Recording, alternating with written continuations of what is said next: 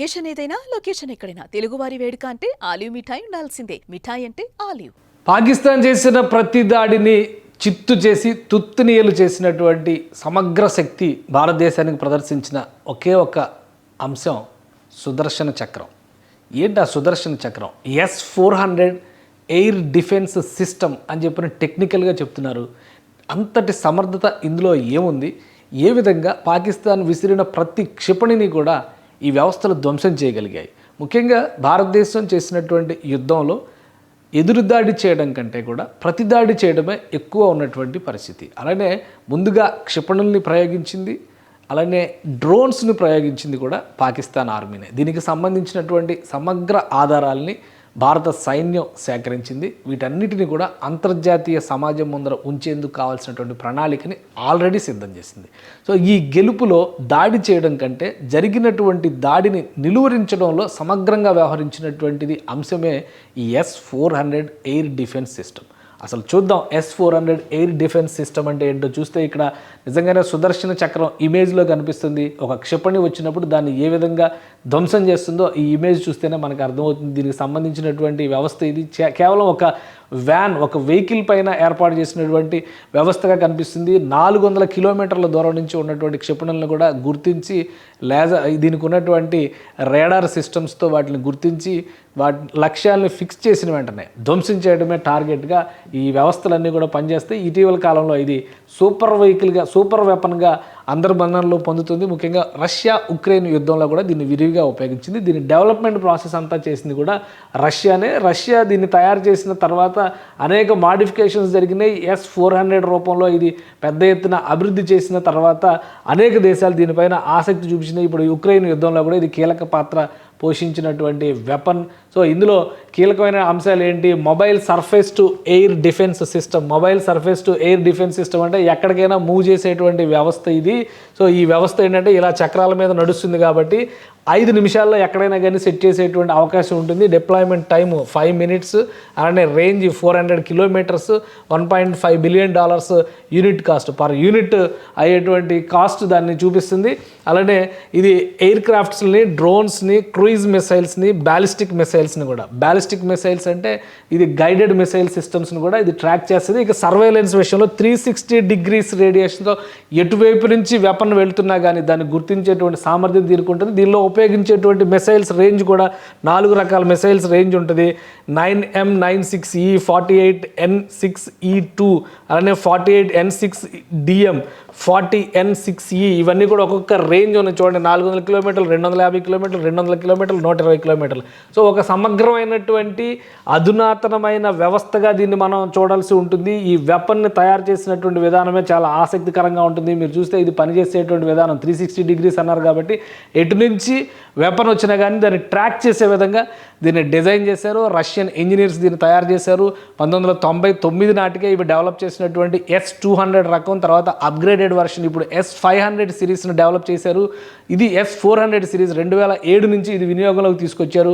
ఇప్పుడు ఉన్నటువంటి అధునాతన వ్యవస్థల్లో ఇది కూడా చాలా ముఖ్యమైనటువంటి వ్యవస్థ. సో ఆ రేడార్ ట్రాక్ చేస్తుంది. అదే తరహాలో దానికి కావాల్సినటువంటి ఈ మిసైల్ని ధ్వంసం చేసేటువంటి మిసైల్ విధ్వంసక క్షిపణిని ఇందులో లోడ్ చేసేటువంటి వ్యవస్థను మనం చూస్తున్నాం. దానిలోనే ఒక కంట్రోల్ రూమ్ తరహాలో ఉంటుంది.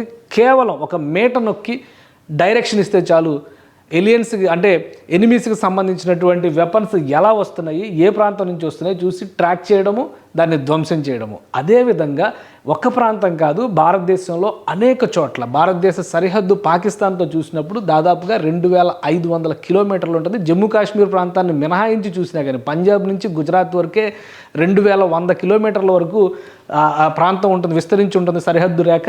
సో ఈ ప్రాంతం మొత్తం కూడా సురక్షితంగా ఉంచుకోవాల్సినటువంటి బాధ్యత భారతదేశం మీద ఉంది. ఎందుకంటే Gujarat very well developed state, అలానే రాజస్థాన్, ఇంకోవైపు పంజాబ్ వ్యవసాయం మీద ఎక్కువ ఆధారపడినటువంటి రాష్ట్రం.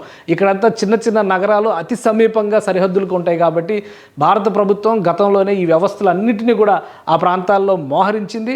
అలానే ఎప్పుడైతే ఆపరేషన్ సింధూర్కి గ్రీన్ సిగ్నల్ ఇచ్చిందో ఆ క్షణం నుంచి ఈ వ్యవస్థలన్నింటినీ కూడా యాక్టివేట్ చేసి సర్వసన్నద్ధంగా పెట్టింది.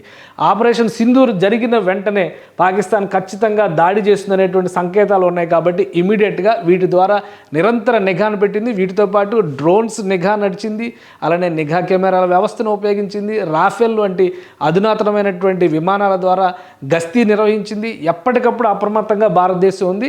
కానీ మిసైల్ వేసిన తర్వాత దాన్ని ధ్వంసం చేసేటువంటి లక్షణం, దాన్ని ధ్వంసం చేసేటువంటి అధునాతనమైనటువంటి శక్తి సామర్థ్యాలు ఉన్నది మాత్రం ఈ సుదర్శన అస్త్రానికే.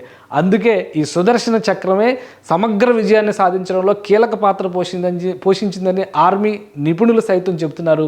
ప్రపంచంలో చాలా యుద్ధాలకు సంబంధించి ఇలాంటి ఒక ఐరన్ డోమ్ సిస్టమ్ అని చెప్పని చాలా క్లియర్గా ఇజ్రాయెల్ దేశం డెవలప్ చేసింది. దాంతో పోల్చి చూసినప్పుడు ఇది మరికొంత అడ్వాన్స్డ్ అని చెప్పని అంటున్నారు. అలానే ఐరన్ డ్రోన్ సిస్టమ్ ఏంటంటే దీనికంటే అంటే 400 కిలోమీటర్ల రేంజ్ ఉన్నటువంటి వెపన్స్ని నిలువరించడం కంటే కూడా దాని రేంజ్ కొంత తక్కువ అనేటువంటి అభిప్రాయం ఉంది. రష్యన్ మోడల్ మాత్రం బాగా సక్సెస్ని సాధించినటువంటి మోడల్. సో ఇప్పుడు భారతదేశపు గడ్డ మీద ఒక్క పాకిస్తాన్ క్షిపణి కూడా పడడానికి అవకాశం లేకుండా అడ్డుకున్నటువంటి సుదర్శన చక్రం మాత్రం ఖచ్చితంగా S-400 ఏరో డైమెన్షన్లో ఉన్నటువంటి ఏరో డిఫెన్స్ సిస్టమ్ కింద మనం అంగీకరించాల్సి ఉంటుంది. భారతదేశం ఒక వ్యూహాత్మకమైనటువంటి యుద్ధాన్ని చేసింది. పాకిస్తాన్ పదే పదే కవ్వింపులకు పాల్పడడం, జమ్మూ కాశ్మీర్లో ఫైరింగ్ చేస్తుండడం, మరోవైపు పంజాబ్, రాజస్థాన్లో, గుజరాత్లో సరిహద్దులపైన మిసైల్ అటాక్స్ చేసేటువంటి ప్రయత్నం చేసినప్పుడు మొదటి టార్గెట్ పాకిస్తాన్కు ఉన్నటువంటి ఎయిర్ డిఫెన్స్ సిస్టమ్స్ని కొలాప్స్ చేయడం. అవన్నీ కూడా అమెరికన్ మేడ్, చైనీస్ మేడ్, ఇవన్నీ కూడా కొలాప్స్ అయిపోయినాయి.